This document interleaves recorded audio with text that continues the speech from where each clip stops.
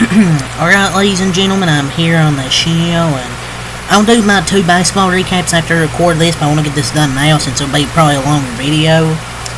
Is the cup race that happened at Coda, and Coda was way better this week than weekend than I expected. Thought it'd still be boring, even though the new layout, I thought having a next gen car, thought it'd be boring, but I thought it was actually pretty good. I mean, first 2 stages, they weren't bad, it just wasn't exciting. I thought it was just okay. It's about your typical road course, obviously a lot of strategy, but the tires actually did matter. The tires actually did fall off, and getting fresh tires mattered because Chase went from like 23rd to 4th in like 15 laps. So fresh tires did matter. But the race was actually good. The last 2 weeks of racing have been a real treat. Besides, obviously, the finish happened in Atlanta that I ran about. The race was still really good there, and I thought this race was pretty good as well. I'll give it a 7.5 out of 10. I thought it was pretty good. I enjoyed it.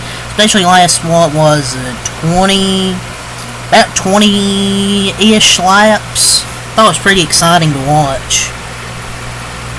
I think the choice to cut Coda, like I said yesterday, by a mile, cut it by a mile, was a pretty good decision because it's more laps to run. They can run more laps because the laps don't take as long. I mean, yeah, there's tighter turns, but with a little more passing opportunity. Last 2 weeks of racing, I think have been really good, but next week we go to Phoenix. That's going to be a snoozer, but at least we got 2 really good weeks of racing here. That's fine with me.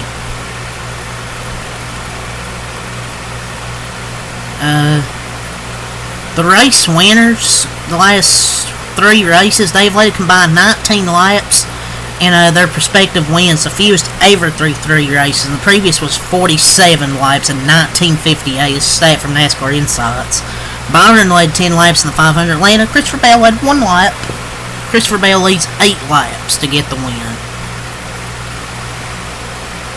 I mean, the road courses have more laps.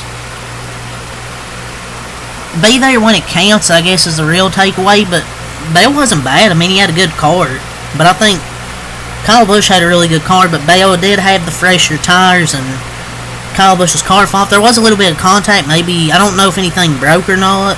Maybe the tires, he just wore them out. I don't know.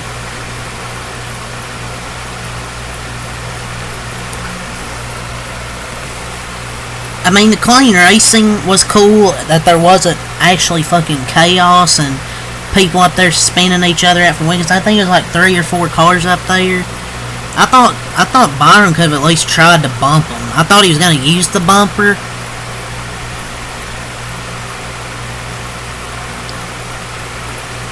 But he did.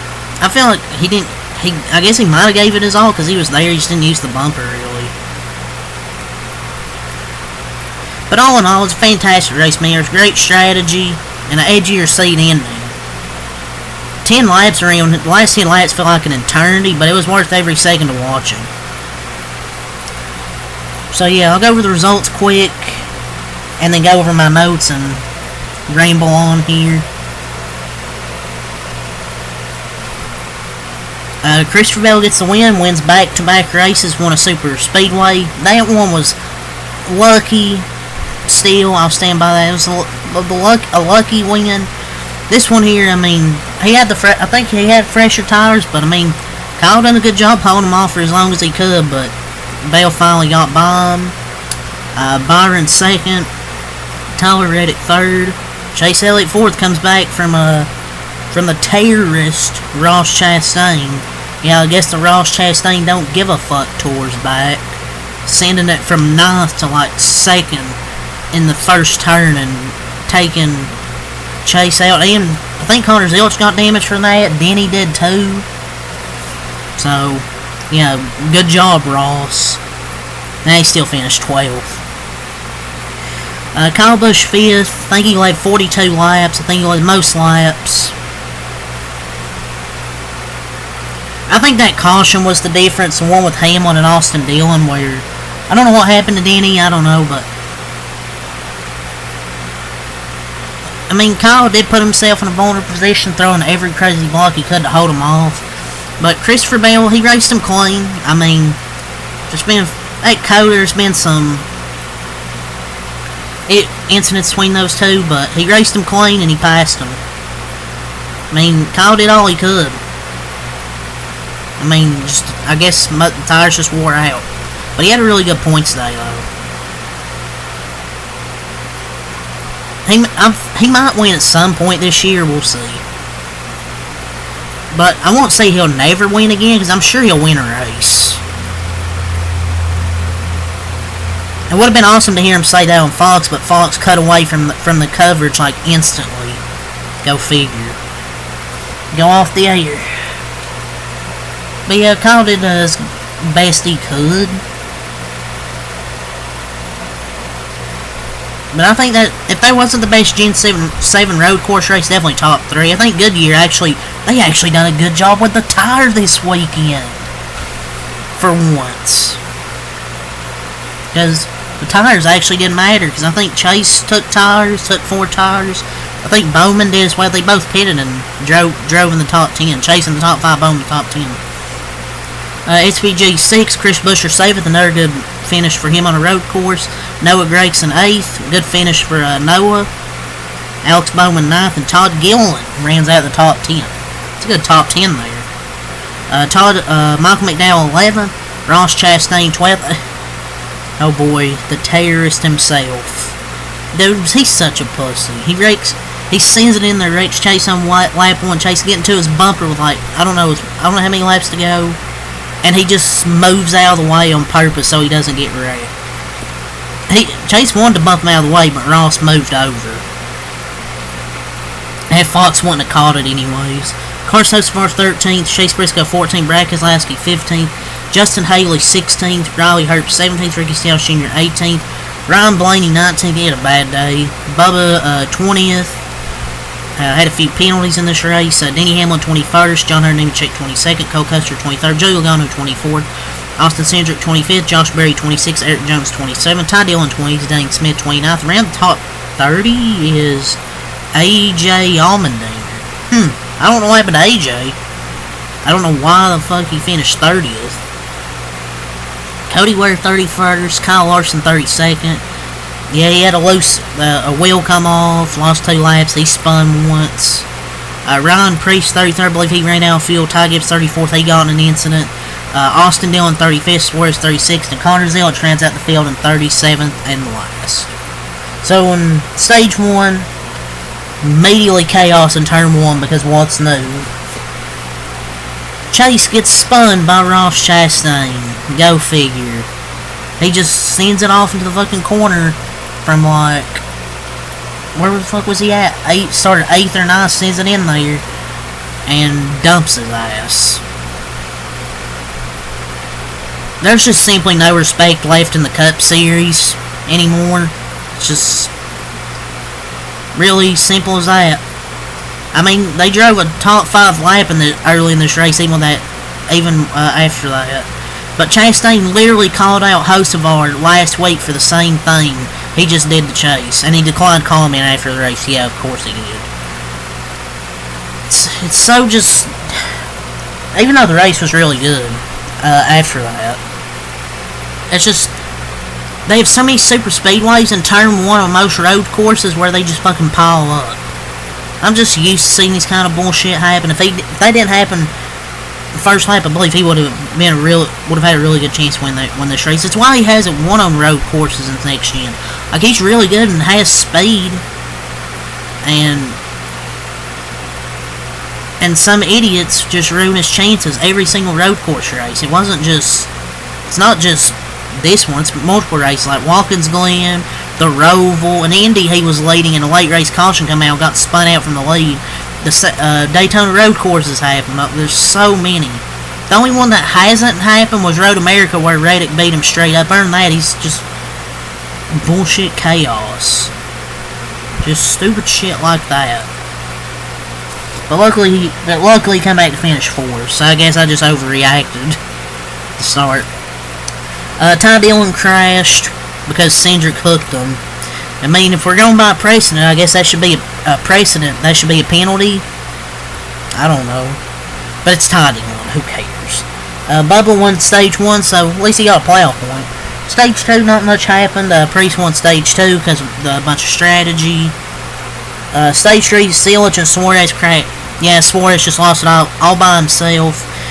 Zilich had nowhere to go. He had the incident, I believe, the start of the race, but he was actually really, really fast. The result won't show it, but he was really fast. I believe he got somewhere in the top 15. I don't know, he might have been in the top 10, 15. But yeah, replays. Oh, Jesus Christ. Nah, man, cut the break. Fox literally cuts the commercial. All amazing coverage as always. We see a spin, and then we cut to an onboard. Yeah, great job. And there was another all-time Fox NASCAR sequence. There's a side-by-side battle for the eventual lead. I believe it's in stage 2. They cut to the later Prix. There's no mention. A random shot of 6A with Justin Haley. And there's a little bit of contact with SVG and Kyle Busch. No mention. Oh yes, I enjoyed the 20-second flag shot.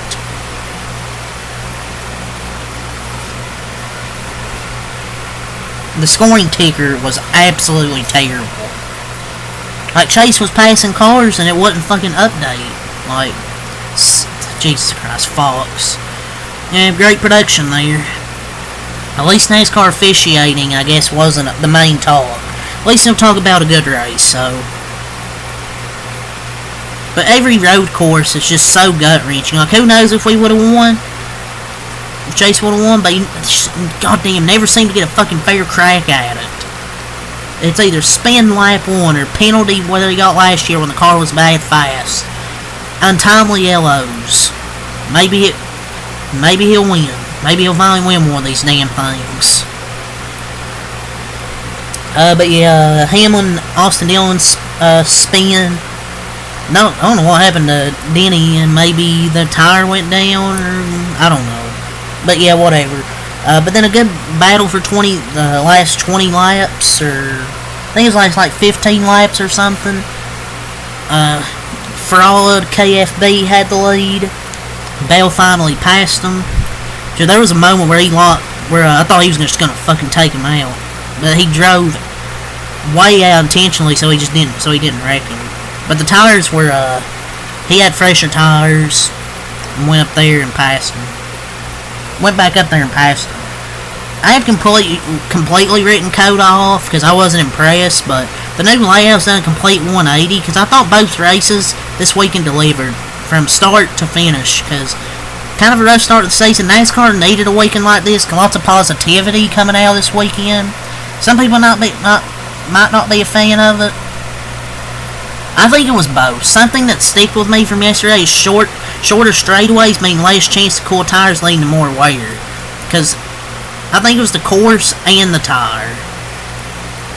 I think it was both. They actually brought a good tire that weared. But that was just a hard battle for the win. Clean, hard racing. Just good, clean racing. I know people are mad Byron didn't dump Bell, but that's just clean racing. A lot of people are bitching about it. I mean, I want him to bump him, but I'm not complaining. I mean, Bell winning's fine. But yeah, that was just that clean racing from the 4 drivers up there. I believe it was Byron, Bell, Kyle, and Reddick. But yeah, Chase got 4th, and it was a good drive. Pretty good points today. He got, I believe, 6 points in the first stage. A good finish overall. But what could have been? Hopefully at Phoenix, no bullshit happens, and he actually is a good car. I wasn't sure after the last couple of weeks fighting through adversity. No doing of their own. But they're dangerous if they actually don't have... If stupid bullshit chaos doesn't happen because of Ricky or Joey or Ross, he's gonna win some races, hopefully. But the last 2 weeks, they found a way to make most of it. They finished 20th in Atlanta. I think they made the most they could have out of being 2 laps down. But that was a hard-nosed but professional NASCAR road course race. I mean, if you want to complain about this race, then go ahead, but yeah, that's really all I got to say for this video. Good race. On to, I believe, Phoenix. It's probably going to be a snoozer. So, you're not looking forward to that one, but I'm just be glad when it's over. But, peace.